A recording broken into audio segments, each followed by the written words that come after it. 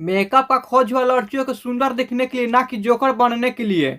Ma'am ये तो बहुत ज्यादा ओवर लग रहा है, मेरे पति ने मेरा मुंह धुलवा देना। ऐसा मेकअप को देखकर साला चुड़ैल भी डर जाएगा। एक साइड मेकअप रखो, एक साइड टटी रखो, बेटर देन टटी। Too green this is. This can look nice. Makeup room ना ना ना चेंजर रूम, जो खुलेआम दिखा रही है। मेकअप करे ना आवे खुलेआम दिखा रही, जब व्यूज ना आवे तो तरबूज दिखा रही।